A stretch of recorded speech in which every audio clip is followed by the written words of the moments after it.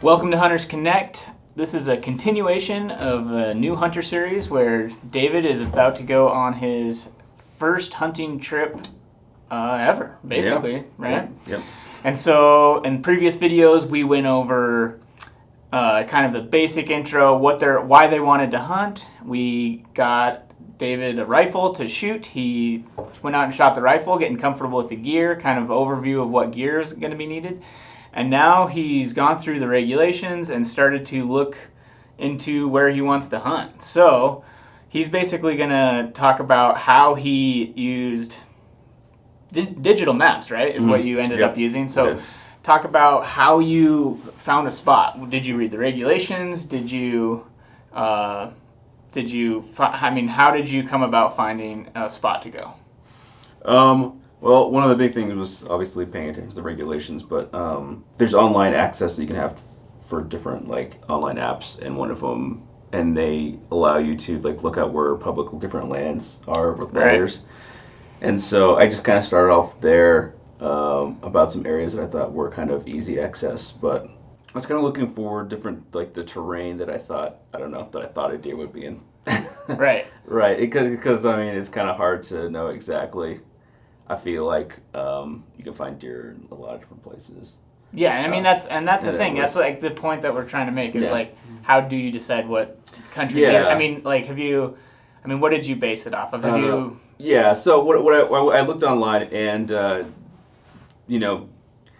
there was sites saying that deer like to hide against rock faces, rock cliffs. Some were saying that they like on being on the side of hills, stuff like that. So I tried to pick a spot that was easy enough access, where there wasn't a lot of work for me to have to go up high elevation points to look for the deer, but there were high enough points where I could basically glass off of and look around in the different areas. Something where I felt like deer would come in, but wouldn't be very hard. I didn't want an area where there was tons of trees and shrubs in the way where it'd be harder to see them, but also want to have a place where we're so open that it would be really hard to stalk on them. All right, nice. And again, I mean, I'm not an expert in this in any means, but from looking, we have where he picked pulled up on the screen. We're not going to show you exactly where it is because obviously we don't want to have a whole bunch of competition there, but I think you did a pretty good job so far. I mean, we haven't been out there in person to check it out, but a little bit of a critique, and not at all.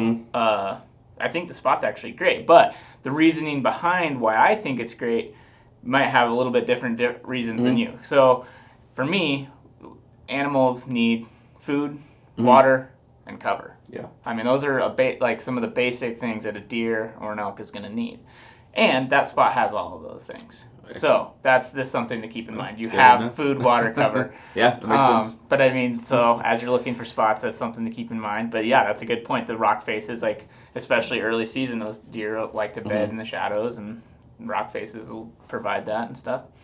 But yeah, I think so. The second half of this video, we're gonna go actually check this place out, physical, which is. If you can at all do that before you go hunting, that's a huge advantage. Because that's another thing about this. That we weren't sure at first, but you don't know if the road, there's a road going in here that crosses before, you go off of a highway or a secondary road, and then there's a road that goes up into the mountains or into the public land, whatever. Knowing whether or not that road is public is sometimes hard to tell on a digital map or a paper map for that matter. And so being able to go there in person, then you can check and see if you can actually get there. Because it'd suck if you invest all this time and energy trying to figure out where to go, and you get there opening day or the day you can hunt, and then it turns out there's a locked gate or it's no access. So so far I think it's pretty good. It'll be interesting to check it out on ground, and then again I want to see what you're looking for when you're out there on the ground, and then I'll come in and say what I would look for. But it's all learning experience. I think it's just interesting to see how David's approaching it, having not done it very much in the past. He's definitely got exposure working for us, watching all the videos and stuff. So. But I mean, that's a lot of the people are exposed to online is what information they're seeing in YouTube or just Google searches. Exactly. But even knowing what to Google search. Another thing that you might be thinking about too is in the regulations, and I know this hunting district, you will be able to shoot either mule deer or whitetail. Right. I believe you can shoot either sex of both of those in this hunting district, Yeah. which is nice because then it diversifies your Really? options. Yeah. But thinking about the different habitats between whitetail and where whitetail and mule deer live. That's something to think about. And honestly, looking at the map, I'm not sure. I think you might run into both here. I think it's probably going to be more mule deer terrain, though. Just guessing, looking at it. But once we get on the ground, We'll figure it out. Yeah, and that's another thing that I would suggest in the internet phase of figuring out where you're wanting to go is look at what's the species you're hunting, whether it's white-tailed deer, mule deer, elk, any antelope. What do they like to eat? Mule deer basically are browsers, so they're going to be more interested in certain types of shrubs, brush, and then you can look up we're in southwest Montana. What types of forage are mule deer eating? You might find some articles about that, and then you can cross-reference that on the ground. And then same applies for whitetail and elk. And elk are going to be more grazers for grass, and so when I'm looking for elk, I'll look for a lot better grass country. If I'm looking for mule deer, I'll look for better browse, so shrubs and bushes of sorts. Again, there's overlap in all of this, and the moment you think you figure it out, something will throw a wrench into it. But I mean, you want to stack the deck in your favor. Right. So that's exciting. I'm glad to hear that you think it's a good spot. For additional reasons beyond what I thought. Did you want to touch on I had actually there's another spot when I first was looking at these maps. There was another hunting spot I had looked at, but it turns out you were saying that the regulations have it restricted, right? Yep. Yeah, and so that's another thing. He showed me a spot that he had already kind of crossed it off the list, but just looking at the map, I knew that is the regulations are restricted for mule deer there, and the area you had selected would be mostly mule deer habitat. I mean, while you could shoot a whitetail there, just from previous experience, I could tell that that's most likely not whitetail habitat. It would be mule deer habitat, and you wouldn't be able to shoot a mule deer there. Gotcha.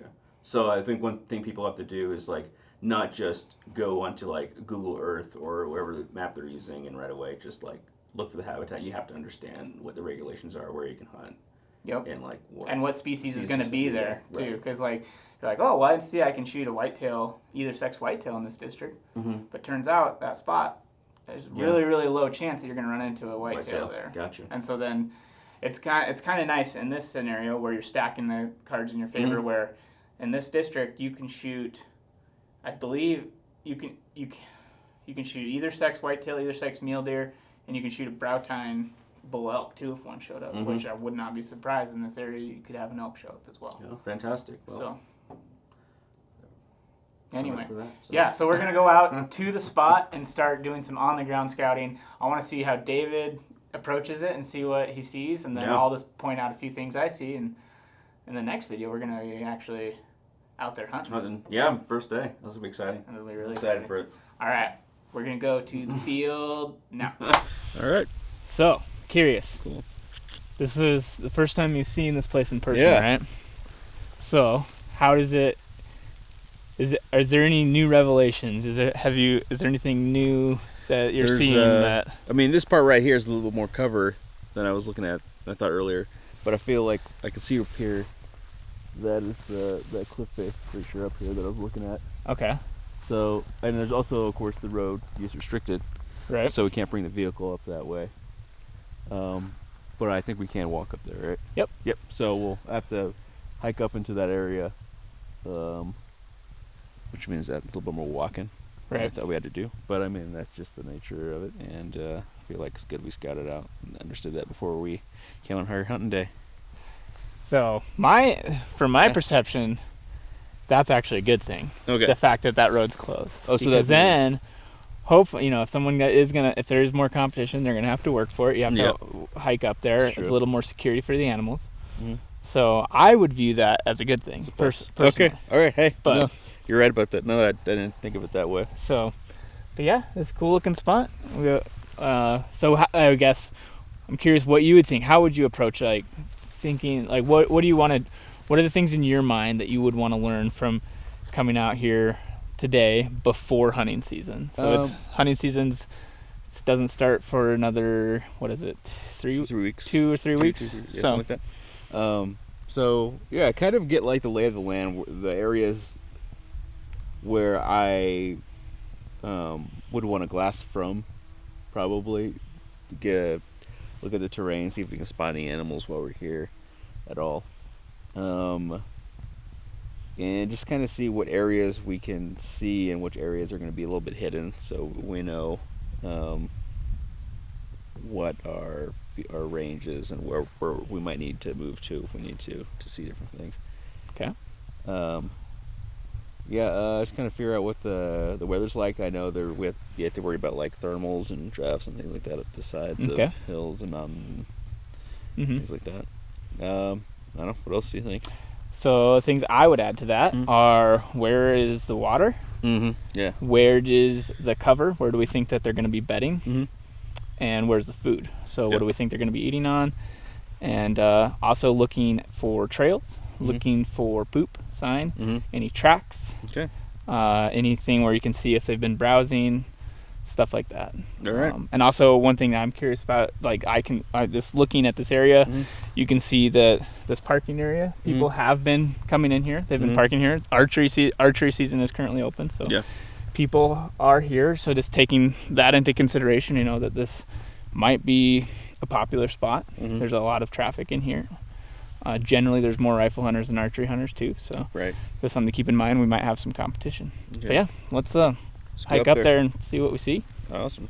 Cool.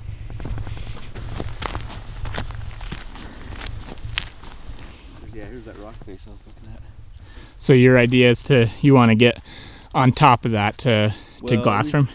Well, I wasn't thinking about getting on top of there, but there's another area over there that we can glass from. Okay. That we can see that area. Okay. Cool. Little guys. Little calves.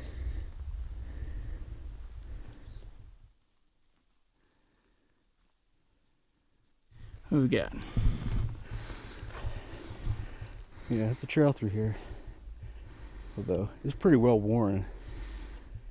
I figure like I think that's deer or elk or people. I think it's what we just saw. Yeah, cows, you're right. Yep. But just because cows have plotted it down doesn't mean that deer and elk don't use it. Gotcha. You know. So that's a scenario where it might be worth walking this a little bit. Guess never and see if there's any tracks or poop on it. When I was doing the e-scouting, I believe this is the hill that I was looking at. Okay. To get up to and glass from. There's also this guy on the left here. We can see on the other side, because I don't think we'll be able to see on the other side too well on this guy. And I'm thinking this will give us a good vantage point of that rock face over there, although I'm not entirely sure. I can definitely hear water. Yep. So that's a good thing to note, because before we knew there was water down here, we know that there's water in the main drainage that we drove up. And so in my mind, before knowing that, that's their source. So you'd want to keep an eye down there. But now that you know that there's water in comes these, through here, right? Yeah, I don't know if it's running down this one or that one or both, but that's good information, because now you know that they don't have to go all the way to the bottom to get water. They only have to go to right here. Yeah. In the rear. All right. Getting up here. Yeah.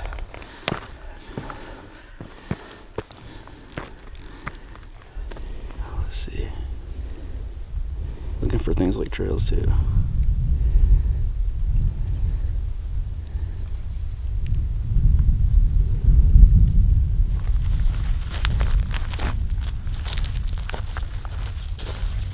All right, so yeah, didn't expect it, but we found some water here.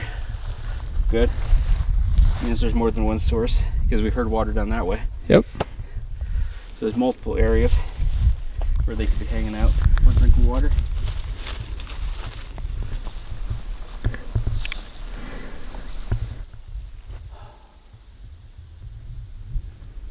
This would look like a spot where ungulate would come to drink.